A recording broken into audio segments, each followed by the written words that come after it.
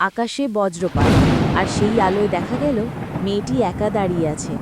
তার চোখে জল নেই, কিন্তু নীল আগুনের মতো আলো জ্বলছে। সে ফিসফিস করে বলল, তুমি জানো না আমি কে? তার কণ্ঠে ভয় আর অদ্ভুত শক্তির মিশ্রণ। হঠাৎ মাটি কাঁপতে থাকে, চারপাশ যেন জেগে ওঠে। কালো নেকড়েটি ধীরে ধীরে পিছিয়ে আসে, তার নীল চোখ কাঁপছে। মেয়েটি বলে, তোর অভিশাপের অর্ধেক আমার শরীরেও বইছে। তার পিঠে ছায়ার মতো কিছু গুজিয়ে ওঠে, যেন নেকড়েরই আরেক রূপ। যোদ্ধা বিস্ময়ে তাকিয়ে থাকে। সে বুঝে যায় মেয়েটি আর সাধারণ নয়। আলো আর অন্ধকারের লড়াই শুরু হতে চলেছে, নেকড়ে ও মেয়ে মুখোমুখি। আকাশ কেঁপে ওঠে, বজ্রপাত আর অন্ধকারে জেগে ওঠে আত্মা। মেয়েটির চোখে নীল আলো, আর নেকড়ের চোখে এক অজানা ভয়।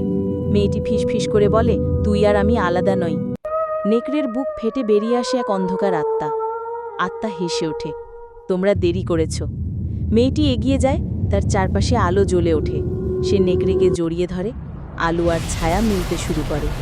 একটি বিস্ফোরণ, আলো, ছায়া, অভিশাপ সব একসঙ্গে মিলিয়ে যায়। যোদ্ধা হাঁটু গেড়ে বাসে, তার চোখে অশ্রু।